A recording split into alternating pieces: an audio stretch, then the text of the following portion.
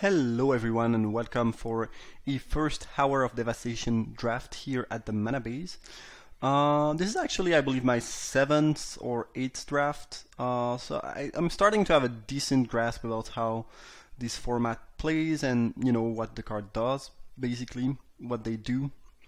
This pack is decent. Driven Despair, I think, is good. You will play that if you are black-green. It's not really so good that you want to be black-green for it, though. It's double-colored. It's not something that you will first pick very often, I believe. And it seems a little bit like a win more, where if you can already attack for a bunch, it's probably going to win you the game. I mean, I don't know. I haven't played with or against the card yet, so I'm not sure, but it seems probably a little bit underpowered for a rare Aftermath card.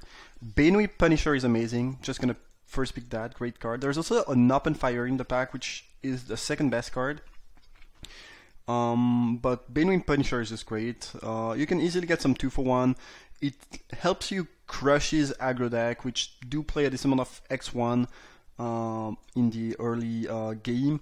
And, you know, later on the game, it's just a 4-mana removal if you want it. It's just very efficient, versatile, and good. This pack is much less appealing than the one I opened. I guess there's a couple of good white cards. I haven't seen Vizier of the True being that great. I think aggressive deck are a little bit weaker than they were in Amonkhet for sure, because of cards like that, but there's other examples. And this is fine, but I'm pretty sure that both Haven of Enduring Hope and Dauntless Haven are better. Probably gonna pick one of these two. Shepherd Dunes is fine, but not something I would pick here, and the black cards are pretty mediocre here. Dauntless Haven has impressed me quite a lot. There's a couple, you know, creatures, or I mean, there's this amount of creature with tap ability, so you tap them to do something. There's one you can tap and exert. There's just the old exert creatures that you want to untap. It's just pretty efficient, and even as a 2-1 flyer for 3 with Pseudo Vigilance, it's pretty good. I mean, it's no surprise that this card is good, but I've been more impressed than I thought I would be. Blur of Blades has impressed me a lot. There's, again, a lot of one-toughness creature in this set. You can use it as a combat trick too, and the 2 damage are often relevant. I'm not gonna pick that here though. It's not good enough where I want to go into a third color. I think I might just pick Mummy Paramount. If we go white-black, we should end up with a decent amount of zombies, and this is a pretty good 2-drop. The defeat cards are good. You should pick them pretty high, but I believe a solid 2-drop is still probably gonna be better. Wall of the Forgotten Pharaohs is a card that has impressed me a lot. It blocks a lot of things, and it easily deals a couple damage. And you want deserts in your deck, pretty much, no matter what. Deserts are good, and picking desert is something you should do even if you don't have a ton of synergies with these, just because either the uncommon one who gives you an extra effect can be good, or the one that cycles helps you not flooding.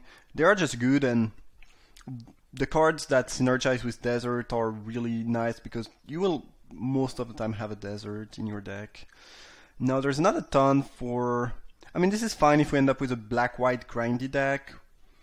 I'd rather be more aggressive. I think I'm gonna pick Rune Rat, which is just a solid 2-drop. Not the most aggressive, but I've been pretty pleased with the card.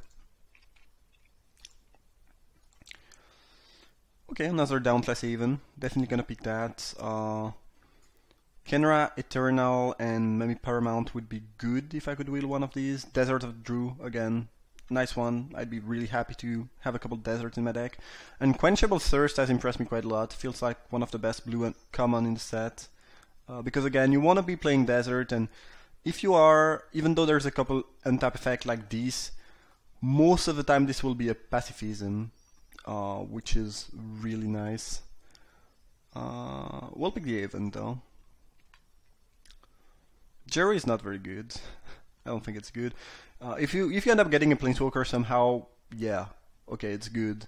But a 4/3 vigilance for 5 is just not where you want to be, I believe. I think I'm just going to pick Kenra Eternal, which is not the most impressive 2-drop, but it's slightly better than a 2/2, and it has the zombie type, which could be relevant if we end up having some synergies with that. Amulet's pretty good, but this is not really going to be an Amulet deck, I think. It will be more of just a 2-color mid-range / aggro deck. Do like the Wretched Camel. I don't have a desert yet, but again, it's another zombie if we want some. And hopefully I'll get to pick at least 2 desert. I'd be really happy to have 1 or 2, I mean even more if I could, but at least 1 or 2 cycle desert, maybe some desert with abilities, we'll see. Angel of the God Pharaoh is pretty good. I like it more than the Winged Shepherd from Amonkhet. I think 4/4 is just a big difference between a 4/4 and a 3/3, but we'll just pick Camel here. Abandoned Sarcophagus is, I think, pretty strong. It's kind of a build around, so you want a lot of cycling, obviously, but once you do have a lot of cycling, it's like, it's really good. You get a 2-for-1 out of everything you will cast, given enough time. And yeah, I think the card is quite solid. Now, white-black is not really a color combination to make the best use of that.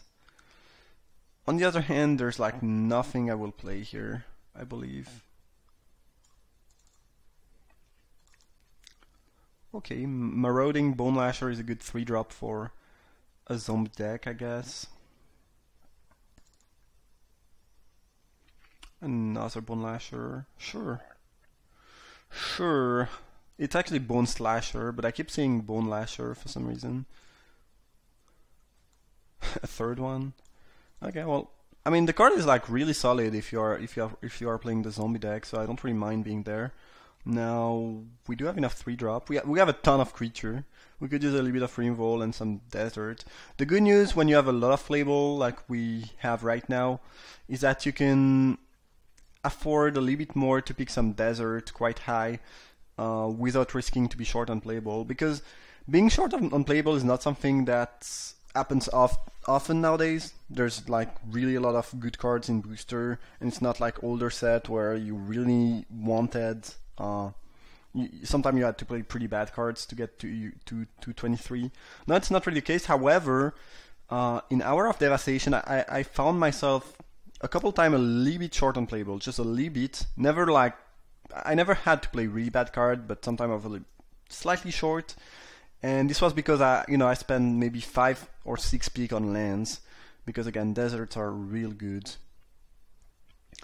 However, here, since we do have quite a bit of playable already, it should not be an issue. Note that everything in my sideboard is, except maybe for the Sarcophagus, everything else is, playable. Like the Rite and Jeru's Renunciation, not very exciting, but certainly playable. Alright, so we have 2 pretty decent deserts here in Survivor's Encampment and Desert of the True. There's also Dauntless Haven, which is good, but we are really stacked on 3-drop. So I'm not sure that I want that. The best card in the pack might be Puncturing Blow, which is a very efficient removal. Don't really like Refuse Cooperate, but I assume it's a fine card if you're in both color. Doomfall is pretty good. I might just pick Doomfall. I have really enough 3-drop, even though Haven would be a fine addition. And Doomfall is decent. You can use it as a removal or a discard effect. It's fine. I've never seen that card being awful, basically. Yeah, I think this is a little bit more important than another random 3-drop. Ooh, If Near Deadlands is amazing. I love that card. It's super strong. Even on its own, it's like really good and a huge upgrade over a Swamp in Limited. Even in Constructed, probably. And then, if you have a couple other deserts, it can just win you the game, because getting, I don't know, a couple activation in the late game is just huge. Haven of Enduring Hope would be fine. Rune Rat could, be another 2-drop, but this is definitely going to be the peak. Ambuscade, pretty good removal. River Hopu or whatever it's called is decent if you're in these colors, obviously. And again, Unquenchable Thirst has impressed me a lot. And there's a Blow too. But Deadlands I think is just the best card here. I've been really impressed with that card. As much as I like Deserts, I don't think Dune of the Dead is worth, unless you have some really strong synergies with Desert, like what's the name? The 3/3 for 4 that deal 3 if you control the desert. This one, if you have that, yeah, sure, you might want to pick as many desert as you can, even pretty bad one. But here I think we'll just pick a Ketra's Avenger, which is solid 3-drop and plays pretty well with Dauntless Haven. Another Deadlands? That's amazing. That card is just really, really, really good. Sweet. Definitely like it way more than Lethal Sting, which I think is slightly overrated. Like, putting a counter on your creature is still a fairly high cost, especially in relatively aggressive deck where creatures are pretty small. Not the biggest fan. Do love the Deadlands though. Apocalypse Demon is actually quite bad. Looks like a good card, but it's pretty bad. However, Torment of Venom is great. Love the card. We'll just pick that. Interesting. Another Haven, or a Sandblast, or an off-color Desert. Probably not what we want, even though we have 2 Deadlands.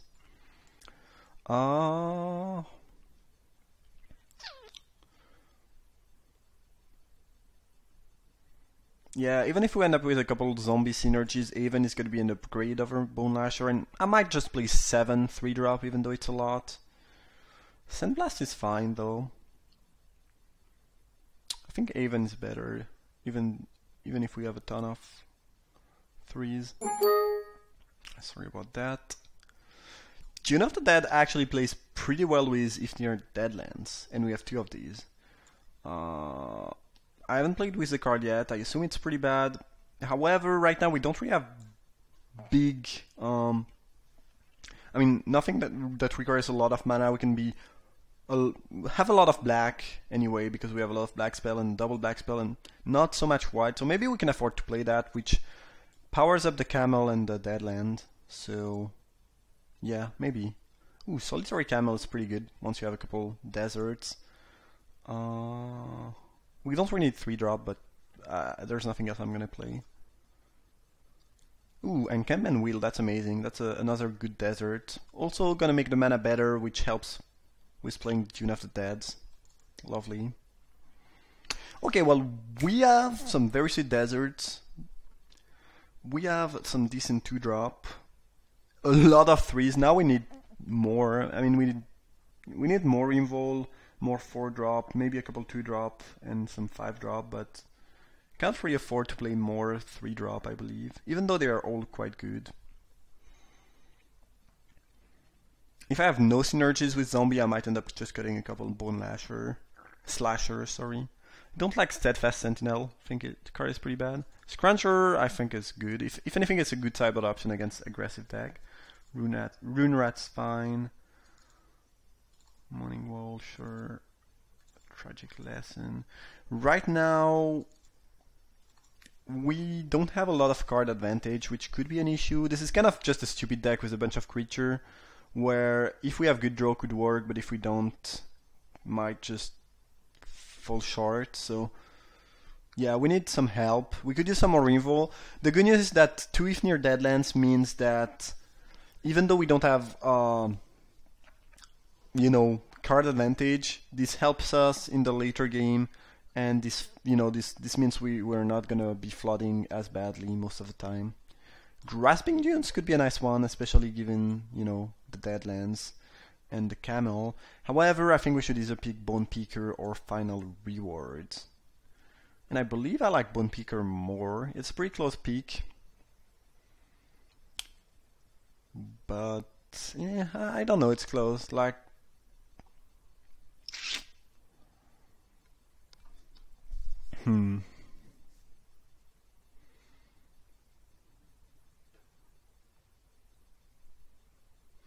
might just pick final reward here because I don't have a ton of removal. Like we have the 2 Deadlands help, but only Torment of Venom and Doomfall is a bit light, so I kind of want a little bit more if possible. Start finish is awesome. Now, do I try to wheel it and pick compulsory rest? That's greedy. True Heart Duelist could be good too, but we have a decimal of 2 drops, so it's not really necessary. Wandering Death be nice. I don't think Cartouche of Ambition is gonna shine this deck. We have none of our creatures are really big. I think this card is really good in some deck if you are playing control, if you are playing green, if you have big creature. However, I think it's a little bit weaker in those white-black deck with a bunch of small creature. Start Finish is the best card now. Do I try to wheel it? Yeah, I think I'll try to wheel it and pick the rest. A little bit greedy, but it's not a huge deal if we don't wheel it. Huh. Do I try to wheel the Wayward Servant too? I don't really need Devoted Crop Mate. I don't need 3-drop. However, I could pick another final reward. I'm gonna be greedy again. Ooh, Fanbearer is lovely. Time to Reflect, I think it's gonna be pretty good if we can wheel it. We do have quite a amount of zombies. Ragged Riches is strong, but it kinda kills everything we have, so I don't think this is the deck for this card. Cool, we got quite a bunch of removal, which is nice. And now... yeah, if we wheel the... oh, another Wayward Servant, that's amazing. If we wheel the other one, then playing a bunch of Bone Lasher makes a lot more sense. And I assume Time to Reflect is gonna wheel and is gonna be good, so this is looking pretty good. Not sure what I'm cutting. I kinda wanna cut all my zombies if I'm playing Wayward Servants and Time to Reflect. Oh jeez, that's tough because this is a zombie and a pretty good 3-drop, but we have so many 3-drop that I feel like we might want to pick Soul Stinger. There's also Painted Bluff, which is a desert that doesn't hurt your mana base too much, which, you know, could be interesting. However, we are already playing 2 lands that can pretty colorless if we don't have creature. Maybe Painted Bluff is not the peak, but we can definitely afford to spend some pick on lands because we have a ton of playable, and I think we'll be wheeling some stuff. Soul Stinker is like not super exciting here. I might just pick Minotaur as an upgrade over Bone Lasher. Another Minotaur. Huh. Is it better than Unwavering Initiate though? I don't think so. The Initiate can come back as a zombie. I will need to cut some of the 3-drop. Ooh. Is this a third one? Yeah, I think it's the third one, so we might end up with 3 Wayward Servants.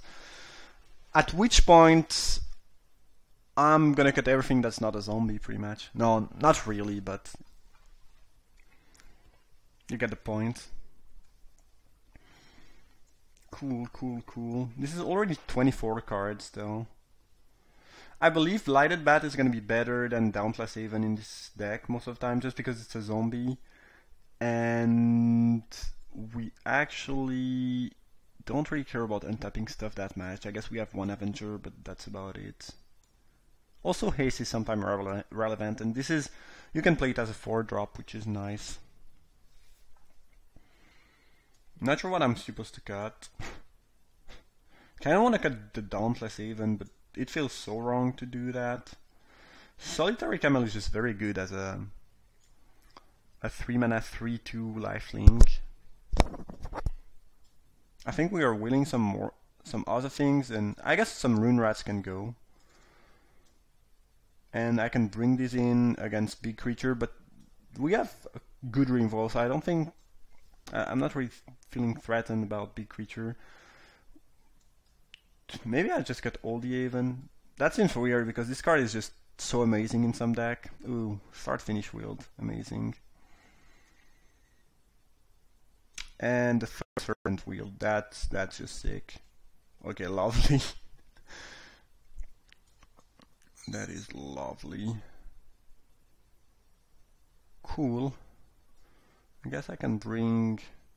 oh, Time to Reflect Wield too. cool. We got everything. No one was playing white black zombie, which is just great. I'm not gonna play those who serve. The card is just too weak.